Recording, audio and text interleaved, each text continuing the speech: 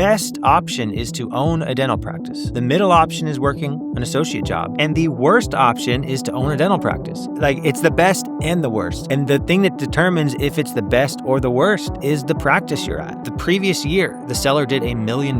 This new buyer only did about $500,000. They bought the wrong practice.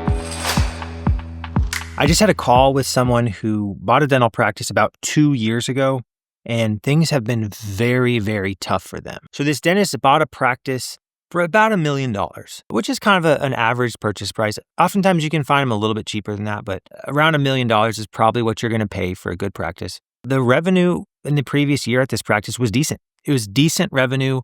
The practice on paper to an accountant looked pretty good. They had an accountant look at this practice, and the accountant said, yeah, this practice is profitable. You're going to do well here. But there were a couple things that were missed. First off, this practice was in a pretty poor location, and there were not very many patients coming in naturally to this practice. The dentist had been there for like 30 years at this office, which is great. That's a good thing. The building was kind of big, honestly, and it looked like a good option because the buyer wanted to have a high number of operatories. And I think there were about 10 operatories at this office, which looked great. But the problem was rent was really expensive because the building was so big, and the seller owned the building. And so if you looked at the profit and loss statements for the seller already had this building paid off a long time ago. Now, maybe 20 years ago, 15 to 20 years ago, this dentist was doing really well and had a lot of patients and was very successful, and they needed this big office, and clearly they were able to afford it at the time. But recently what had happened is the seller had dropped participation in all of the insurance companies and was completely out of network, which means he was able to produce a lot more per patient than most dentists are able to produce. He was doing more than $2,000 per patient at this office. As a result, his revenue was pretty decent, but he was doing a lot of things that most dentists don't want to do. He was doing sedation, and he was marketing his practice as kind of a specialty office where he did sedation and worked on very nervous dental patients. And so he had some very loyal patients who were willing to go out of network and pay above what they would be paying if they went in network somewhere else, because they wanted to see this dentist who they had been seeing for a long time. Maybe they had family there. Maybe they were referred there from another dentist who knew that this was a good office for patients who were nervous. And so this buyer, when they bought the practice, they thought that they would be able to maintain that $1 million a year in production. And so they paid $1 million for the practice. And once they got in there, they realized a lot of the patients were coming from referrals from other offices.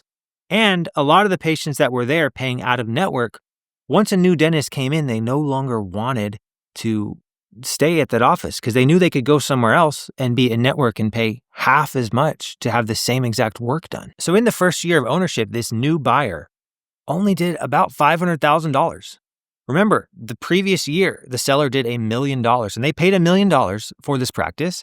They also signed a lease with the seller, a really high lease, like above market value, because they wanted to be at this office. They thought it was big. They thought they'd be able to fill all 10 of those ops. And they're only using 2 to 3 of those ops. They have one hygienist for this big practice.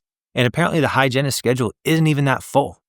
And so this dentist came to me and said, Chris, what am I going to do? Because I'm not making very much money. Remember, the expenses at this office were about $650,000 the year before this buyer bought the practice. And the production was $1 million. And so the seller was making, a decent amount of money, $350,000. They weren't rich, but they were doing fine. Buyer came in and thought, well, I'll at least make $350,000. But they didn't take into account. They had their practice loan repayment. They also had to pay rent, where the seller didn't have to pay rent because he already owned the building. So you're adding in rent, you're adding in a practice loan repayment, and now revenue dropped from about $1 million to about half of that, $500,000. So now this buyer is just scraping by. They made almost nothing their first year. They went months without taking any owner distributions. They had to let some staff go. They had to do a lot of cutbacks. They were planning on doing some updates to the office, but they just don't have the money to update the office. And so a lot of things are out of date.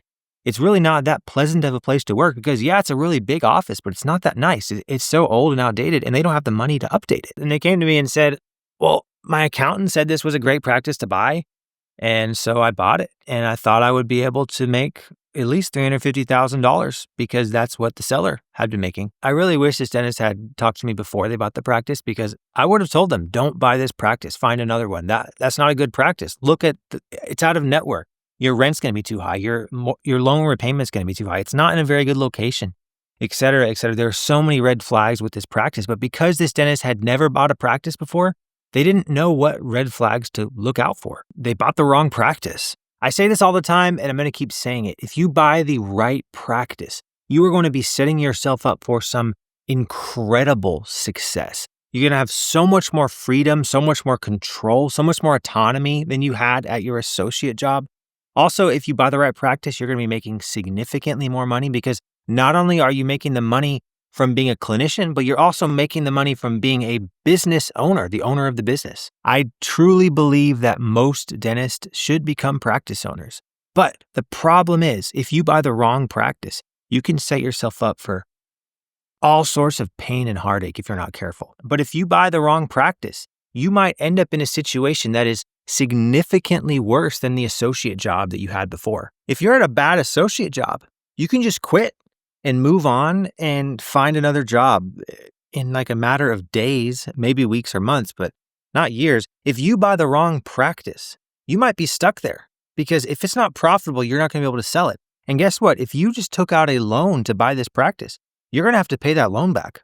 Most dental practice lenders are going to require you to personally sign any loans that you take out for your dental practice, which means even if the business fails, you are still going to be on the hook to pay back that loan. Ownership is incredible, and I absolutely recommend that basically every dentist become a practice owner. But ownership does have additional stresses and responsibilities that you don't have at an associate job. So if you're going to take on those additional stresses and additional responsibilities, hopefully your job is going to be significantly better. You're going to have more freedom, more control, and you're going to be making more money than you would have been making had you worked a similar associate job. Something to keep in mind is that dentists almost never go out of business. It's extremely safe to be a dentist. It's just so hard to go out of business. But if you're not careful, the way that dentists actually fail is they don't go out of business. But instead of making $400,000, $500,000, $600,000 a year, maybe they're making $120,000, $130,000 a year. If you're not careful, you can get trapped into this cycle where you're at a practice that does not have enough patients. So you don't have enough patients to treatment plan on to make very much money. And if you're not treatment planning and making money, then how are you going to spend money on marketing to get new patients? So how is your practice going to grow? And it's a cycle. Not enough patients, not enough income, no money for marketing.